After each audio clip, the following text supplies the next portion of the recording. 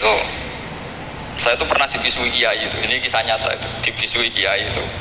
Pas Basul Masail dulu saya itu masih sering mau Basul Masail. Tadi pun pensiun mboten niku. Dulu saya dengan Gus Zofur putrane Bamun itu sering makili Pondok Anwar Basul Masail fikih. Tapi tidak tahu ceritanya Gus Zofur jadi dokter tafsir, saya juga kok ya tahu-tahu menekuni tafsir. Lama-lama orang itu lupa status saya yang fakih ya. Makanya saya itu ya kadang eman gitu karena ini status penting juga. Tapi status fikih itu kadang memang menyesatkan. Karena begini, itu dulu pernah ada Basul Masail itu begini. Ini kisah nyata ini.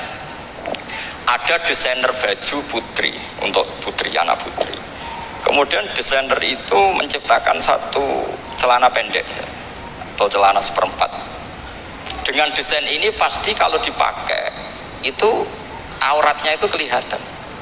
Bagaimana hukumnya desainer ini? Apa termasuk mimman sarro'a as-sayyata? Karena terjadi kasfil aurat. Apa enggak? Rata-rata kalau kiai yang khusuk-khusuk yang sepuh-sepuh desainer itu so gara-gara tren pakaian ini mau itu buka aurat. Tapi kiai alim yang muda-muda entah saking belingnya, entah saking pinternya tidak tahu. Bilang begini, Pak Yai, yang didesain apa? Ya celana itu. Lalu celana itu fungsinya nutupi apa buka aurat? Ya nutupi. Lu kan lumayan urun nutupi. Kalau haram ya dicopot, lu kan malah parah. Bingung kayak gitu. Sampai bilang gini, wah semanis. Itu kan makanya ini guyon ilmiah. Repotnya ngadepi orang alim muda itu kan mbok gedingi ku ilmiah, mbok senengi fase.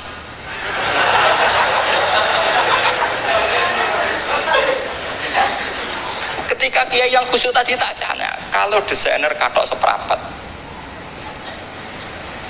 paham ya? Dia coba yang celana dalam terlalu vulgar itu, paham ya? Nggak rok saja lah, rok mini misalnya rok selutut. Saman jangan ngeres ya, yang rok selutut misalnya. Rok selutut itu desainernya kena hukum haram enggak? Saman jawab saja. Oh haram jadi kayak sepuh karena dengan desain itu misalnya lututnya kelihatan. Tapi pertanyaannya kayak muda saya masih ingat betul, saya tanya. Lalu fungsi pakaian itu apa Pak Yai? Fungsi itu kan tetap nutupi sebagian aurat. Kalau Anda haramkan, barang haram itu harus dihilangkan. Nah, itu. Sampai kiai itu setelah acara itu manggil saya, Gus, kalau ngakoni jenengan alim tapi kiai podo repote. Udah repote. Nah dalam itu kan terus itu ada perumusan di redaksi keputusan yang dijual itu yang masail fikihnya kan terus diputuskan dibukukan. Kalau redaksinya halal, terus nanti orang pakai rok semua. Dan saya balik bantah, kalau redaksinya haram, orang nggak pakai rok lah. Akhirnya itu apa? Kebijakannya lucu. Buak weh Gus, pertanyaan itu buak sak jawabannya. Oh gege. Jadi kita debat tidak jadi. Ini cerita ilmiah. Makanya sama tidak wajib manut saya ini terlalu ilmiah, jadi tidak baik untuk kehidupan kesalian kurang baik. Jadi ini. Tapi ini ilmu, tetap kaidahnya fikih ma la yudraku kullu la yudraku kullu. Jangan kalau tidak bisa nutupi aurat semua, lalu jangan sama sekali. Loh kan kaidahnya kan gitu, ma la yudraku kullu la yudraku kullu. Misalnya Anda punya tetangga nggak mau pakai jilbab, nggak mau pakai pakaian muslimah, kamu tidak boleh bilang munisan rakabinan, tidak bisa. Ma la yudraku kullu napa malah yudroku kullu no la yudroku napa kullu. Makanya ini kita harus hati-hati. Nah bayangkan sekarang orang meneliti Quran itu yudroku kullu. Mestinya kalau Anda meneliti radikalisme, ayat yang terkait radikalisme diteliti semua. Ternyata di surat Taubat yang disebut suratus Saif yang bahkan haram baca bismillah, itu ada ayat wa in ahadum minal musyrikin astajaroka fa'ajirhu hatta yasma'a kalam Allah summa ablighu makmana. Muhammad, kalau ada orang kafir mau belajar Quran sama kamu ya harus kamu pelajari hatta yasma'a kalam Allah. Setelah mereka mau belajar ya ablighu makmana summa ablighu makmana, kamu harus menjamin keamanan dia. Itu di surat Taubat termasuk akhir suratin nazalat, gak mungkin terjadi mansuh. Tapi orang-orang ekstremis selalu pakai faqatulul musyrikin haitsu, apalan itu terus. Yang orang liberal yang menapani la ikraha fiddin. Ya sudah seperti itu. Sing orang-orang ora tegas, ora tau nahi mungkar, ya ma arsalnaka ila rahmatan lil alamin. Ngono terus. Yang kelompok tukang nahi mungkar ya ayatnya amen nahi mungkar. Saya tuh heran, kenapa mereka punya masalah dengan hafalan kayaknya. Kenapa sih? Hafalannya kok pedot itu. Kita yang hafal semua bingung jadi. Jadi akhirnya kita yang pinter anu sing goblok karena saya tuh pernah loh debat sama orang salah, debat gitu. Setelah saya mengutarakan sekian hadis, ada tuh Pak hadis itu, waduh, harusnya kamu ngaji saya, ada debat tuh yang level, kalau nggak level tuh nggak boleh katanya. Itu kan ngeri. Makanya ini penting ya, kalau sampean tanya ingin jadi alim tafsir ya harus hafal Quran semua. Nah, kalau tidak mungkin yang nunggu orang semua mati baru Anda jadi ahli tafsir, karena tidak ada musuhnya. Tapi saya pastikan orang kafir pun bisa memahami Quran, yaitu tadi hatta yasma'ah kalam Allah. Sayyidina Umar itu masuk Islam itu gara-gara dengar adiknya baca Toha, ma anzalna alikal Qur'ana litasqa illa tadhkiratal liman yakhsha tanzilam mimman khalaqal arda was samawati ula ar-rahmanu alal arsis tawa. Itu dia mahuwa bikalamil basar, tidak mungkin seperti ini karangan manusia, itu tidak mungkin. Akhirnya dia Islam. Banyak orang Islam karena diperdengarkan Quran, karena memang notnya sudah unik, makna kualitasnya juga sudah unik, semuanya itu unik, indah. Sampai sekarang pun orang kafir itu orang paling tahu Quran. Makanya Allah mensifati orang kafir itu hasadam min indi anfusihim mim ba'di ma tabayyana lahumul haq. Sekarang sama saya tanya, orang sing tabayyana lahumul haq itu orang paham apa orang tidak paham? Mereka orang kafir itu mengingkari Quran, padahal mim ba'di ma tabayyana lahumul haq, setelah kebenaran nyata bagi mereka. Nyata bagi mereka artinya orang kafir paham atau tidak paham? Paham. Cuma mereka punya penyakit hasadam min indianus. Mereka juga kalau ada ayat tentang ahkam yang memberatkan, mereka bilang i'ti bi Qur'anin ghairi hada au baddilah. Muhammad harusnya jangan tema itu yang diangkat, buat cari Quran yang lain yang enggak tema itu. Mereka sampai memilih tema itu karena paham apa karena tidak paham? Karena paham. Makanya di makalah saya pastikan ngaji tafsir itu gampang, karena orang kafir pun bisa. Kalau kasus Ahok itu bukan paham itu melintir, beda. Paham sama melintir itu beda. Wah, itu diterjemah kemenang itu jangan mengangkat kawan orang Islam, bukan mengangkat pemimpin. Ya kayaknya kalau ngangkat teman saja tidak boleh, apalagi ngangkat pemimpin. Fatal mana berteman sama orang salah sama ngangkat. Saman kancanan maling ini apik nak menolong ngandani terus ngangkat, maling ke pimpinanku, parah mana? Parah mana? Artinya sama saja ketika diterjemah jangan ngangkat teman, sebetulnya ngangkat pemimpin lebih fatal. Itu kan mafhum aulawiyah, itu kan normal saja. Itu di Quran biasa, misalnya innalladzina ya'kuluna amwalal yatama dzulman, orang yang makan hartanya anak yatim secara zalim. Terus kamu bilang, Gus saya tidak makan kok, sepeda motornya tak gasap, tak jual. Yang diharamkan kan makan. Wah ya sarap kalau gitu. Maknanya begini, memakan harta anak yatim artinya ifsad. Ifsad itu merusak. Nak ngono ikhraq, membakar atau mencuri sama dengan makan, bal asad, malah kan lebih apa? Lebih apa?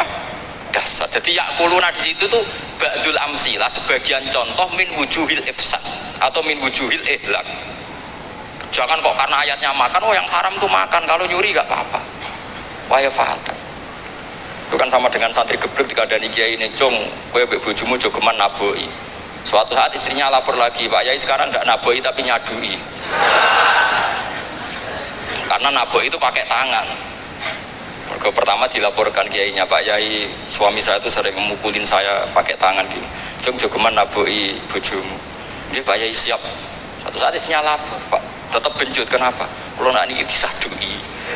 Mereka pikirannya, sing haram nabok, nak nyaduk halal. Oh itu kan ngajak goblok bareng. Nah masalahnya di usul fikih kasusnya seperti itu. makanya saya ini kadang ya maliki sekali, kadang saya itu maliki sekali, kadang ya. Misalnya begini, saya beri contoh. Ini yang kisah nyata ya, ada seorang Arabi datang ke Rasulullah. Ya, tadi kan teman-teman minta juga ilmu hadis ya, ini satu paket saja. Itu tadi nanti kalau sampean kasih lalim itu sudah ada urusan saya tadi, nunggu orang mati banyak tadi. Kalau nggak usah nunggu orang mati, sarannya tadi apal tadi. Ya Rasulullah, ahlak tuh. Saya ini orang yang rusak. Wa ma ahlakaka. Lalu yang bikin rusak kamu apa? Qol waqatu imraati fi nahari Ramadan. Saya menjima istri saya ketika masih siang. Fi nahari Ramadan, siang Ramadan. Walhasil Nabi tidak menyuruh hanya qada, tapi menyuruh kafaroh. Kafarohnya itu merdekakan budak atau memberi makan 60 orang miskin atau puasa berapa? Puasa 60 hari. Atau urut merdekakan budak atau puasa 60 hari atau memberi makan sitina miskin. Oke, kita sepakat ya hadis itu sahih dan diulang-ulang oleh ashabus sunan. Oke, riwayatnya nggak masalah. Sekarang kita analisis maknanya. Sekarang sampean saya tanya, kalau anda misalnya sekarang jam berapa ini? Misalnya sekarang jam 9 kurang seperempat Ramadan, terus anda rokok atau anda ngopi, kepengen ngopi terus ngopi tanpa udzrin syar'iin, anda hanya wajib qada apa bayar kafar? Tidak, sampean jawab. Rata-rata kiai kita, oh mau wajib qada Gus karena gak jima. Sing seru kafaroh itu nak jima. Kan ngombe kopi be jima beda. Pertanyaannya tuh lucu, ini naik secara fikih masalah. Masalahnya begini. Jima bojo itu tidak zina. Jima bojo itu zina apa enggak? Enggak. Berarti dengan makan bedanya apa? Sama kan? Sama-sama amrun mubah. Sesuatu yang boleh. Kenapa hukumannya berat? Makanya kata Imam Malik, enggak itu nilainya. Nilainya adalah hadku hurmati Ramadan bi ghairi udzrin syar'iyyin. Makanya kata Imam Malik, siapapun yang makan fi nahari Ramadan, iftar apapun fi nahari Ramadan bi ghairi udzrin syar'iyyin, maka hukumnya sama dengan jima fi nahari Ramadan. Karena sama-sama ihlak ifsad hurmata Ramadan bi ghairi udzrin syar'iyyin. Lenda ini ilmiah. Kamu udah harus cocok, tapi otak kamu harus percaya. Loh iya kan beda kan. Saya secara nafsu tidak cocok cek berarti, tapi ilmiah saya setuju. Kalau Kiai Kandani itu kan pasti pakai badul amsilah, kan nggak mungkin semua contoh disebut. Jong penak melaku-melaku jogeman delok wedok iku mari setan. Mboten delok Mbah, nyekel lho malah parah to. Ndak bisa. Makanya ini masalahnya lafaz. Ini kembali ke Imam Syafi'i bilisanin arabiyyim mubin. Ketika seorang kiai bilang cung jogeman delok cawe itu adalah mengungkapkan al-muharramat. Bukan mentaksis yang haram itu hanya melihat. Saya ulang lagi ya, ketika seorang kiai bilang cung jogeman delok wedok sing haram, itu semangatnya adalah melawan keharaman, bukan mentaksis yang haram hanya delok. Itu di Quran normal semua, di semua lugat ya biasa. Itu kan sama seperti misalnya seorang mbah ngasih uang cucunya, cung tak kayak duit 100.000, cung gue tuku es, terus gue mendingan nah gue tuku es haram iki kan ngongkone tuku es. Lah kepen putumu mati kan nyeben 100.000 gue tuku es. Ya mulai dulu istilahnya nambahnya ke ibu tuh cung 100.000 gue tuku es. Cara wong kuno. Maksudnya gue pokoknya umumnya cak cilik senane es menyebut. Ya sudah seperti itu. Sama seperti Quran menghentikan begini. Ini memang saya latih yang fikih dulu, yang pokok-pokok. Di antara yang enggak boleh dikawin adalah wa antasma'u binal ukhtaini illa ma qad salaf. Kamu enggak boleh menikahi Sri dan Zainab, kakak beradik. Sudah sepakat ya? Fi nikahin wahid enggak boleh al jam'u binal ukhtain. Jadi mbaknya kamu kawin, adiknya kamu kawin, fi nikahin wahid. Tapi nak ngeduni boleh, berarti kan dengan waktu yang berbeda. Quran hanya menyebut itu. Kemudian Rasulullah zaman Sugeng itu hanya nambahi wala binal mar'ati wa ammatiha wala binal mar'ati wa kholatiha, juga agak boleh menikahi ponaan plus buliknya, baik bulik dari bapak yaitu ammah maupun bulik dari ibu disebut apa? Kholah. Kemudian ulama fikih merasa ada yang kurang, ditambahi lagi. Dua perempuan yang andekan yang satu itu lelaki kok haram nikah, berarti haram jam'u fi nikahin wahid. Misalnya cucu Rabibahnya boleh enggak? Enggak boleh kan? Berarti kalau sampai mengumpulkan cucu dan mbahnya fi nikahin wahid juga ada. Ya. Tapi orang yang waras itu tidak akan nyalahkan Quran ketika tidak lengkap. Wa antasma'u binal ukhtain ila ma qad sal, ini tidak lengkap. Yang haram kan tidak hanya jamu binal ukhtain, termasuk mengumpulkan cucu dan mbahnya. Karena Quran nggak mau dengan logika tidak waras itu tidak mau. Taruh saja orang itu rata-rata mbahnya kan umur 70 tahun, cucunya umur 17 tahun. Kebayang nggak kamu nikahi sehingga adik kan boleh bareng, mesti kamu milih bareng. Makanya Quran hanya bakas wa antas mau final ukhtain, karena yang mungkin masih menggugah selera itu dua. Tapi kalau cucu sama mbahnya itu, kalau ada yang masih selera kan ya sarap terus. Tapi fikih sebagai kaidah tetap menerangkan termasuk yang haram jam'u adalah bainal mar'ati wajad dadi. Paham juga maksud? Artinya ketika menyebut itu tidak jaminan merangkum semua hukum, tapi ba'dul amsilah. Fa'inal akila yaktafiya bi isyaratil ba'di, karena orang kalau punya akal diisaroi sebagian sudah paham. Ini penting kalau aturakan. Jadi ini penting. Nah bayangkan sekarang banyak gerakan-gerakan ahli Quran katanya, tapi nggak memahami ilmu usul fikih. Quran ra ono ya wis. Nang Quran ra ono cerita harame asu, nak ngono asu ya halal. Ora ono Qurane. Sing ra ono iku tekem ora Quran iku aneh-aneh kowe.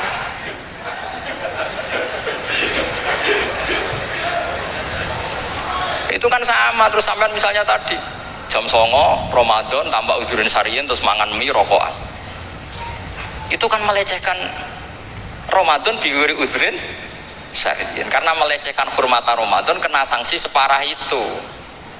Jangan kamu terus bilang tapi Nabi hanya bilang masalah jima final Ramadan. Jima istri itu hukumnya itu tidak zina, hukumnya itu mubah, sama dengan makan. Ini cara madzhab Maliki, tapi kita alhamdulillah madzhab Syafi'i. Ya, itu masalahnya. Berhubung itu menguntungkan sami'na wa ta'na. Nah, itu. Tapi saya sendiri dalam konteks ini, saya itu ya sangat-sangat Syafi'iyah, sangat-sangat Syafi'iyah. Dalam banyak hal sangat-sangat Syafi'iyah. Tapi dalam banyak hal kadang-kadang saya ya Maliki. Ya, nah itu kan kalau sama tanya kenapa gitu, ya hikmahnya baca banyak saja. Karena yang Syafi'i itu ya karena bacanya hanya Syafi'i, itu bukan fanatik, itu keterbatasan. Jadi itu beda, ada apa itu namanya ada fanatik, itu keterbatasan, itu beda sekali. Jadi kita harus ngaji yang banyak. Saya termasuk utang ya sama Imam Syafi'i itu baca kitab Ar-Risalah. Itu kitab yang kadang satu ulama baca sampai 500 kali. Yaitu Imam Syafi'i itu dalam kitab Risalah itu begini, ini termasuk ulumul Quran yang paling penting. Muqaddimahnya begini, wan nasu sinfani min awalil amri. Wan nasu sinfani, ketika Rasulullah datang membawa Quran itu manusia hanya ada dua, al kuffar sing dari jenis ahli kitab dan kuffar dari jenis yang tidak ahli kitab. Bahkan tidak ada orang Islam zaman itu. Pertama Nabi jadi Nabi itu adakah pendengar yang Muslim? Kan tidak ada, semuanya ahli kitab. Makanya susah kalau Quran kamu analisis korbannya orang Islam tuh, kata Ibnu Umar tuh lucu. Dulu tuh mukhotobnya tuh orang kafir, jelas kuliah ayuhal kafir. Ya ayuhan nasu butuh rabbakum alladzi khalaqakum. Jelas orang kafir. Karena orang Islam nggak mungkin dikhatabi ubudu rabbakum. Makanya Imam Suyuti kalau nafsir itu ngeper ubudu rabbakum wahiduhu. Tapi kalau mukhatabnya orang Islam, dawimu alal ibadah atau dawimu alat tauhid. Karena dia tahu kalau mukhatabnya orang kafir, ubudu ya masih wahidu. Kalau sudah Islam kok dikhitabi ubudu, mudawamah alal ibadah. Itu saking alimnya Imam Suyuti. Ini saya teruskan. Kalau mukhatabnya itu orang kafir ahli kitab, itu kemungkinannya ya dua cara mereaksi Quran. Yaitu disebut lam yakunil ladina kafaru min ahlil kitabi wal musyrikina munfakina hatta ta'tiyahumul. Jadi lam yakunil ladina kafaru, jelas kafaru itu umum. Kemudian ditafsir kafaru itu ada yang min ahlil kitabi, berarti kafaru yang jenis Yahudi Nasrani. Ada kafaru yang min ahlil kitabi wal musyrikin, kafaru yang jenis musyrikin, yaitu kafir Mekah. Karena cara kaidah nahwu al-atfu yaqtadi taghayyur, kalau ada ataf pasti konteksnya beda. Jaa Zaidun wa Amrun, berarti Zaid ada Amar, Amar ya ada Bakar, karena Jaa Zaidun wa Amrun wa Bakrun. Pasti orang ini berbeda. Tidak boleh orang yang sama kamu pakai ataf. Ini sudah clear ya ini ya. Kemudian cara pandang mereka ya beda. Ketika Rasulullah mengajak tauhid, itu ahli kitab tidak masalah. Memang harusnya Tuhan itu satu. Tidak masalah bagi ahli kitab. Problem bagi ahli kitab adalah Muhammad itu nabi. Itu kita nggak suka. Kalau Tuhan satu oke, tapi kalau Muhammad nabi tidak oke. Kita bisa jadi nabi, kata mereka, karena mereka merasa nasabnya sampai Ibrahim. Sementara zaman itu mereka sanksi Muhammad itu nasabnya konti, gak jelas. Ini penting kalau aturakan. Sehingga dalam konteks ini Allah menjawab ahli kitab dulu. Ini disebut Muhammad itu nasabnya jelas. Ini ku fihi ayatum bayinatum maqamu Ibrahim. Ini saya dengarin. Ibrahim itu jelas pernah ke Mekah. Bukti Ibrahim pernah ke Mekah adalah jejak kaki Ibrahim di makam apa? Makam mereka, artinya buatan kuburan, buatan jejak kaki Ibrahim ketika bangun Ka'bah. Fihi ayatum bayinatum maqamu Ibrahim. Pun. Kalau Ibrahim pernah di Mekah, artinya beliau pernah nikah di Mekah. Paling tidak punya dzurriyyah di Mekah. Jadi Ismail dibawa ke Mekah. Jelas ayatnya wa idh yarfa'u Ibrahimul qawaida minal baiti wa Ismail. Ini dengarin ya. Sebab itu saking alimnya berjanji itu beliau tahu betul masalah utama Rasulullah Muhammad adalah disangsikan nasabnya.